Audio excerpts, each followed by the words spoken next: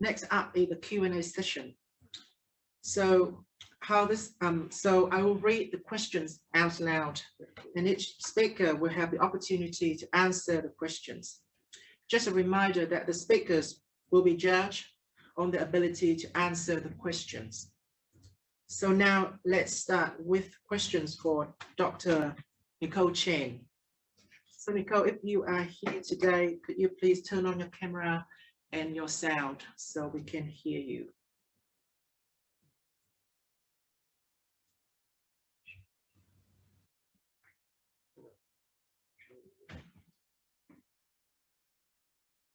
So apparently Nicole is not here at the moment, so we'll go back to her later on.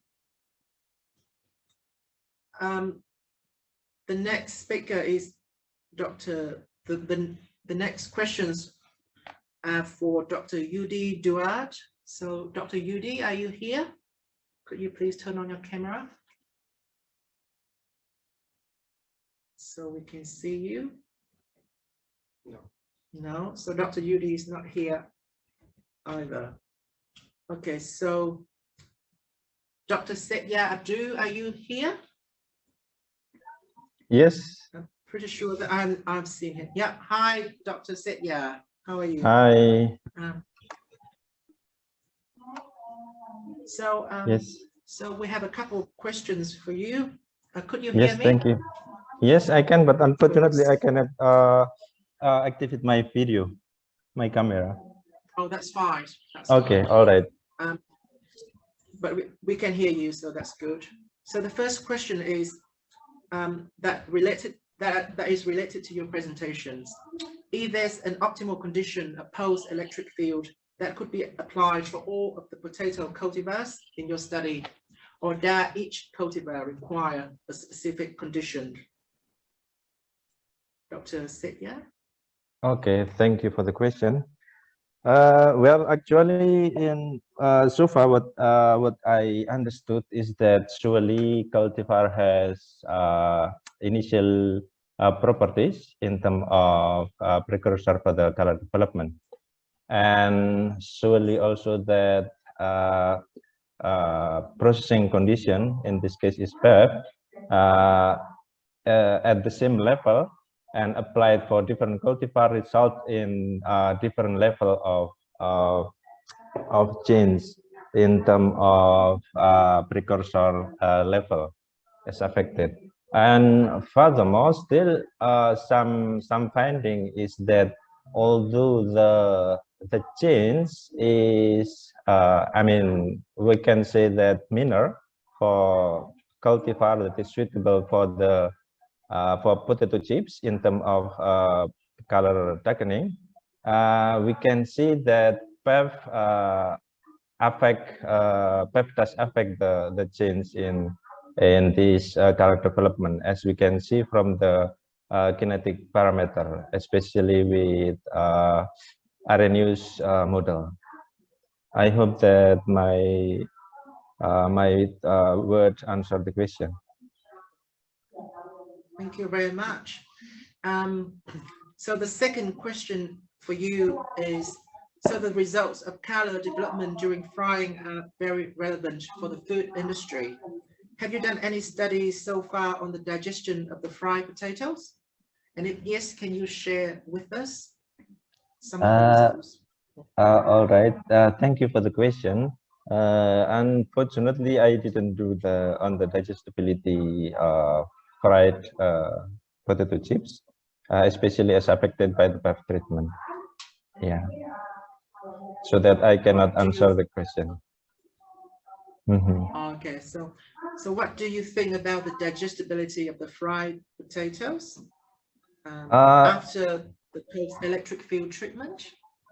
Would the post-electric field treatment increase the digestibility of the potatoes?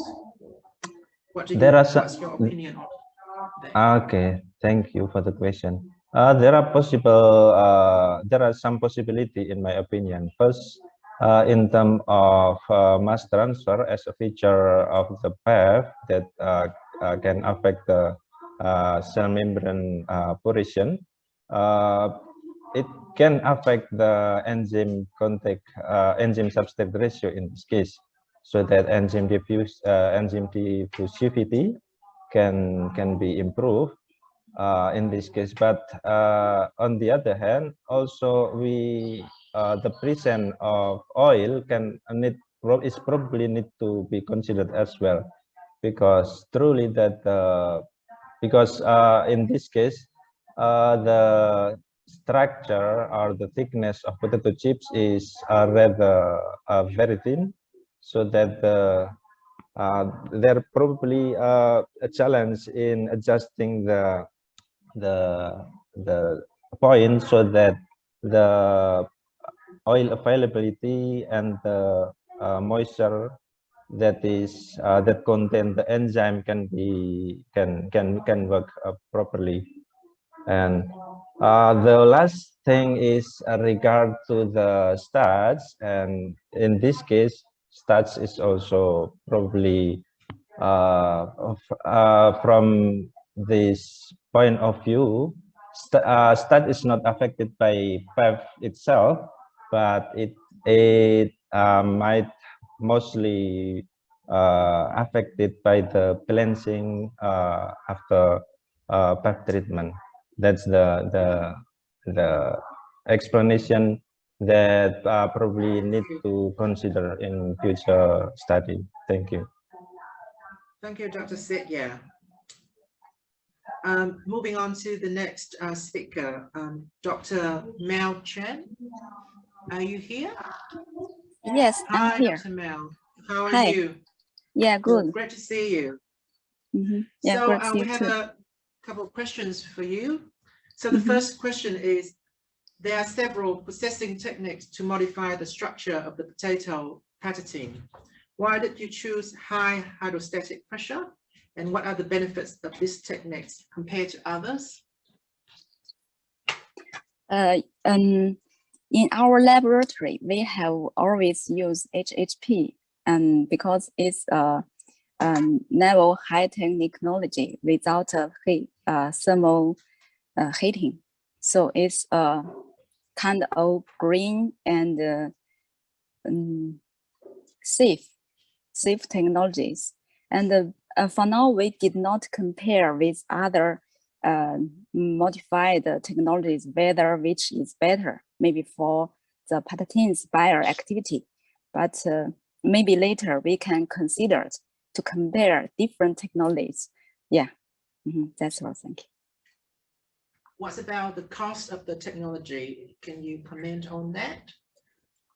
Yeah, for this technology, it's I think it's a little expensive to treatment. But if for the patitine, it has good bioactivity and the functional properties. And for now, there are some companies to have the industrial HHP machine, and maybe in the near future, I think the cost will be lower than now. Oh, cool. Very interesting. The second question is, have you tested the high hydrostatic pressure treated potato patitine on other cancer cells apart from the HT29 colon cancer cells? For now, we only focus on the colon cancer cells, because we think that we will eat maybe it's better to eat the patitine. So if we wanted to get the patitine to have its activity, maybe it needed to more easier to touch the cancer cells. So that's why we use colon cancer cells. Yeah, maybe in the later, if we can also to try other colon cancer cells, maybe there will some signal pathway, to have its bioactivity. So could you briefly tell us about what did the high pressure treated patitine do on the HT29 colon cancer cells? Did it kill the cells, or what What did it do? What's the mechanism? Yeah, it's kind of kill. It's apoptosis. Yeah, it's So it has like antibacterial. I'm sorry, anti something. Yeah. Yeah, it's just like the natural death. Natural death, Okay. not the necrosis. Yeah, it's safe. Yeah, it's safe for the normal cells, but it's also kill the. It doesn't kill the normal cells. Yes. So it targets the cancer cells. Yeah. Okay. Yes, that's like it. Cool. Very interesting. Thank you, Dr. Mel Jan, for your time. Thank you. Next up, Dr. Meng Mei Ma, are you here? Oh, hi, Dr. Yeah, Meng. I'm here. I'm here. Hi. Can you hear me? Yeah. Yes, I can hear you. How are you? Good, thank you. Cool. So we also have a couple of questions for you related to your presentation. So the first question is, could you please comment on the cost feasibility of industrial production of pectin through the use of your technologies as compared to the conventional process? Can you comment on the cost of the industrial production of pectin through the use of your technology as compared to the conventional technology? Okay. We made an estimate about this technology compared to conventional method, because in this new technology we used ultrasonic microwave machine. Maybe this is a little expensive than the conventional extraction equipment, but it can save time and extract and increase the extraction efficiency. For this technology, considering the equipment investment and materials and extraction agents. For example, if we produce 100 kilogram pectin per hour, maybe the investment cost is about 5 to 6 million yuan. 5 to 6 million. So that Chinese? Yeah, Chinese renminbi, yeah. So how much is it in, say, like USD dollars? How much can you convert to like USA dollars? Okay. Sorry. Sorry. I will make the exchange. $6 to $7. Yeah. Kgs of pectin per hour. Yeah. 100 kilogram potato pectin per 1 hour. Yeah. Oh, okay. That is very promising, isn't it? $6 or $7. Yeah, we'll probably have to check on that later. Okay. The second question for you is, why do you think that the higher degree of acetylation has led to better emulsifying properties? Yeah, because we compared the potato pectin with commercial citrus and apple pectin, because these two kinds of commercial pectin has lower degree of acetylation compared to potato pectin, and we found that potato pectin exhibited higher emulsifying properties, and some other researchers also showed similar results with other pectins. Yeah, so maybe Why do you think that is the case? Like, why the acetylation contribute to a better emulsifying properties? Could you repeat your question? So why do you think that the acetylation contribute to a better emulsifying properties of the pectin? Oh, yeah. So because maybe if the potato pectin has a higher degree of acetylation, the side chains is Yeah. is more higher than other Mhm. pectins. Yeah, and the Oh, side okay. chains Yeah. contributed to their emulsifying properties. Okay, so I Yeah, guess it sort of provides better covering of the, say, oil droplets or something at the interface or something yeah. like that. Mm. Okay, Mm. cool. Very interesting. Thank you very much, Dr. Meng Mei Ma, for Thank your you. time. And yeah, and we are moving on to the next speaker then. Lily Chu, are you here? Yes, I'm here. Hi. Hi, Oh, hello. hi, how are you? Good, thank you. Can you hear us? Yes, I can Cool. hear. So we have also a couple of questions for you regarding to your presentation. So the first question is it possible to apply the same process to other vegetable residues, such as potatoes? Or do you think the sugars present in sweet potatoes would influence the result? Yes, Do I you think, understand the question? yes. So, I mean, yeah, comparison between the sweet potato and just normal potatoes. I think lactic bacteria,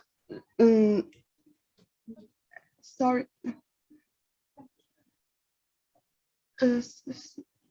I think lactic acid bacteria and bifidobacteria use the reducing sugar to ferment and reduce some acids. So I think in potato products can also be used.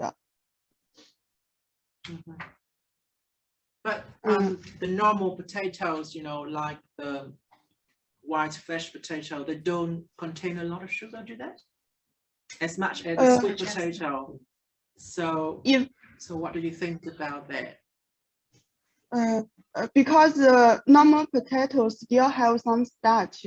If we use some enzymes to convert starch into some small molecular sugars, I think this bacteria can also be used in normal potato. Okay, so what you mean is that the bacteria can ferment the starch granules as well as soluble sugars in potatoes. Is that correct? Yes, because so they can convert starch, raw starch into sugar. Is that right? Different bacteria maybe have the different ability to use sugars. I think most lactic acid bacteria and bifidobacteria can use can be better use the small molecular sugars, but the ability to use starch may be not too good. So we can use some combined with some enzymes and yeah. Yes, it's better, I think. Okay, thank you. The second question is, why do you think the antioxidant activities increase after fermentation? And was the increase observed for all the treatments? Because after fermentation, maybe some polyphenols were converted from larger molecule into a small molecule. Maybe they have more bioactivity.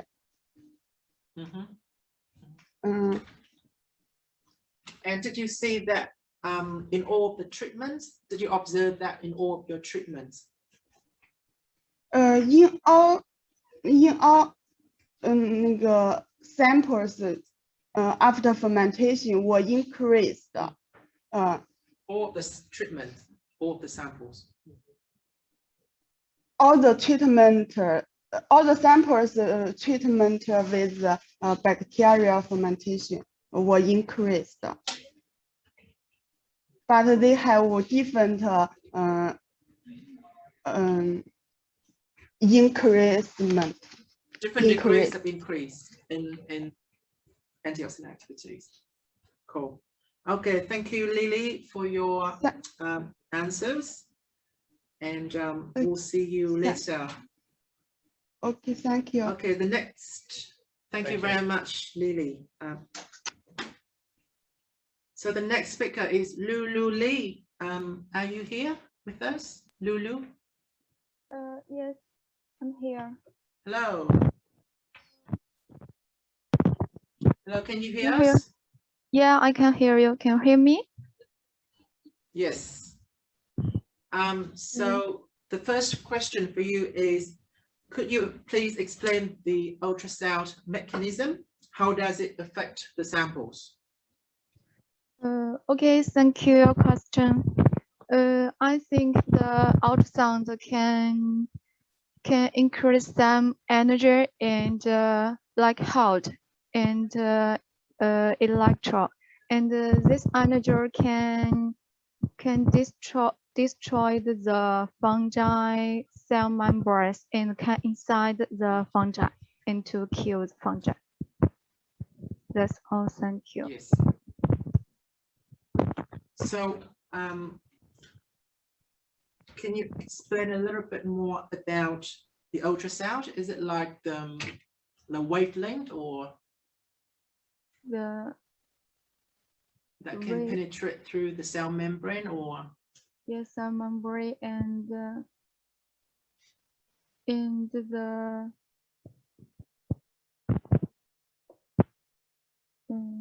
Okay, so we move on to the next question. So does the ultrasound slightly acid electrolysis water treatment have more advantages than the ultrasound hot water treatment? And could you explain the main differences between these two methods? The two methods. The first Yes. one is the hot water, and the hot water just can increase the hot and kill the fungi, but the slightly acid electrolytic water when this water combines the ultrasound, the ultrasound can break the cell membrane, and this water can inside the fungi, and also the ultrasound can promote the speed of the water to get in the fungi. So it is different. These two ways. Okay, thank you, Lulu, for your time. Okay, we're moving on to the next speaker, Dr. Yadunath Bagai.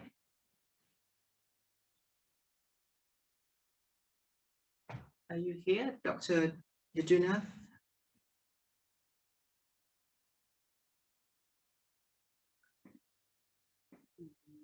It appears that he's not here. No, he's not here. He's not here, isn't he? No, was there? He was here before. I saw him Yeah, earlier. we move on to Katia, I think.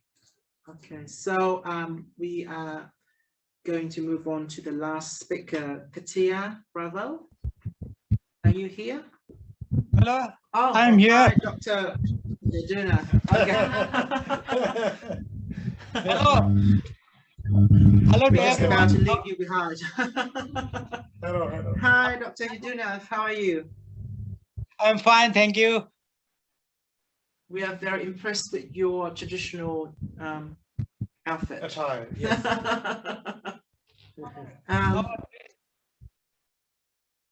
So we have a couple of questions for you. So the first question is, does the new potato variety UCMAP contain some phenolic compounds? And if so, what kind of phenolic compounds does it have? The information about phenolic compound on Ishimap is not really known. We haven't done any research. The iron, zinc, and vitamin C content that we have reported is based on as database of International Potato Center, and I have no idea whether it contains phenolic substance or not in Ishimap, new variety. Okay. So the next question is, have you performed any research, or are you going to plan any research on this UCMET, the new potato variety? Yes, we have done some research with new potato variety Ishimap. Actually, it And was what kind of evaluated. research? We What kind of trying research to is that? compare the performance of this variety with our existing variety, and 1 year data already is available. We have seen that in terms of performance, we compare with Desari, which is a popular Dutch variety, and also with Kewaka from outside, and two varieties from Nepal, which are Janakdev and Komal. And the performance, it seems like it is equivalent to Nepalese variety of Janakdev, and it is performing more or less equally with our variety called Nasifel Kewakap, which is also derived from National Potato Center in Peru. So we are seeing that the agronomic performance of Ishimap is as good as other good performing varieties.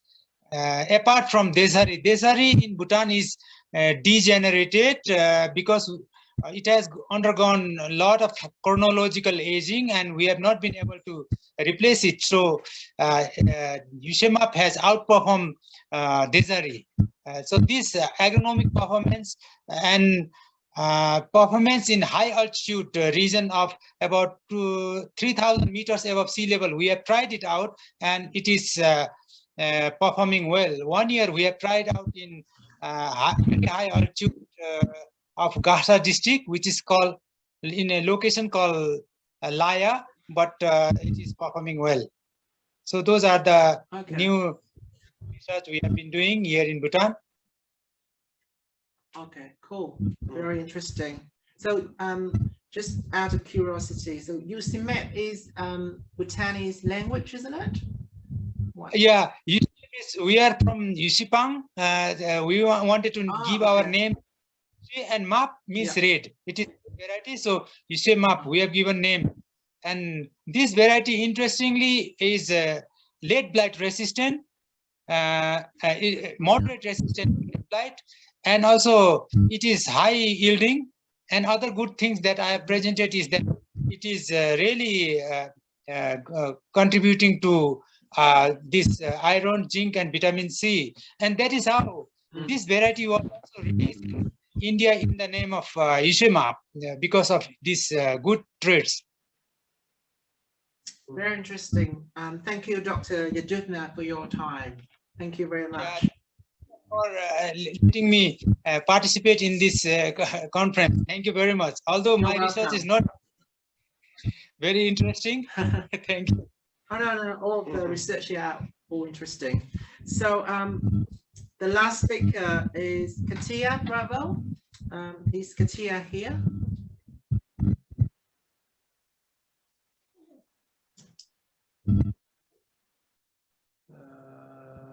Hello, yes. Katia. She is online. I could see that Katia is.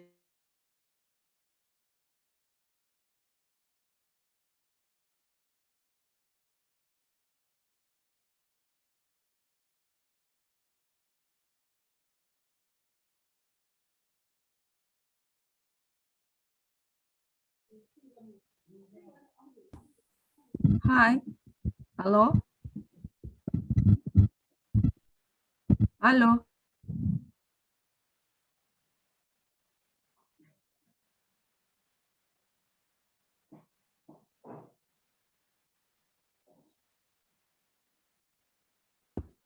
Hi. Good night. Can you hear me? Hi.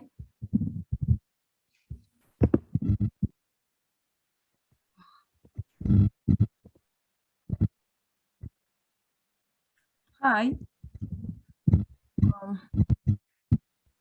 Can you hear me? Dear Thomas, I think your mic is mute.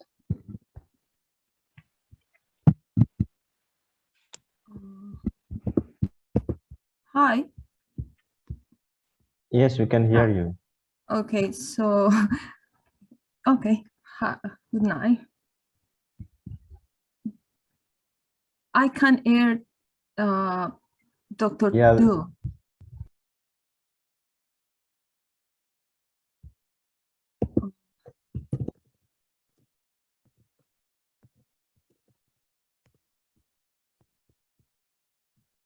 Okay, so,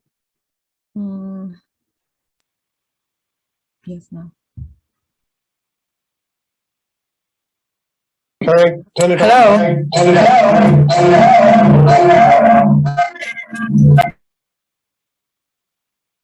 Hi. Hi, everyone.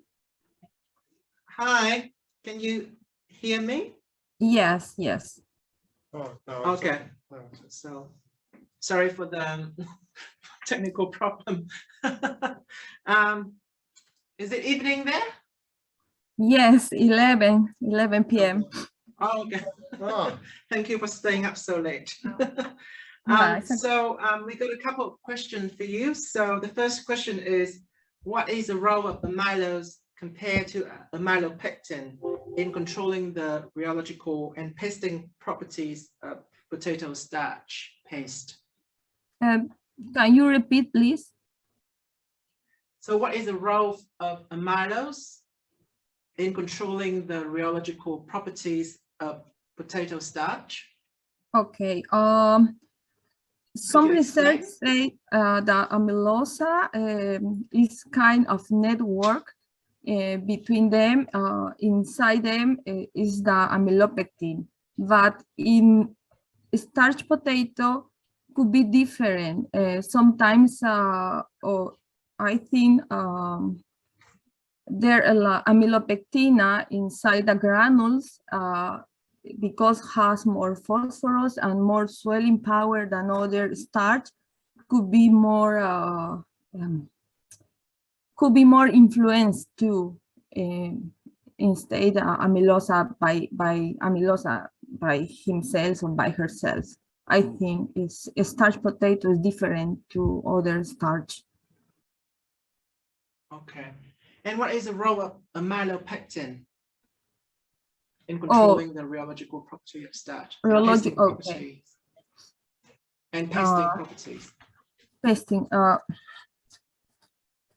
The amylopectin basically is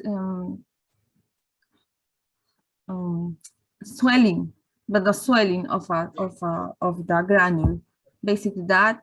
And after the starch potato could be high viscosity peak, could be a grid breakdown too. So it's more it's not good, right, compared with other starches. Yes. Yes. The second question for you is, could you please comment on the phosphorus content of starch from the different potato cultivars? Okay. And did it have a significant impact on the pasting properties of potato starches in your study? Yes. In this study, the phosphorus content was low, almost 450 ppm of phosphorus in average for all the samples, and among them no significant statistics among them. So the impact usually others research say high content of phosphorus and amylosa has a synergic effect on the properties, and you can get good gels or good performance in your pastas. And in this case, this influence could be the same, or this is the reason because I can, or we can appreciate, we can observe more the less, how can I say, we can study I know the word purity, amylosa and amylopectin, because the influence of the phosphorus was low or the similar in all the varieties, no high content of phosphorus, so was good. I was able to see the difference between amylosa and amylopectin and how interact. Yes. Thank you, Katia. Okay, welcome. For your time. Okay. So thank you to all of our speakers for engaging in a very interesting and intelligent discussions.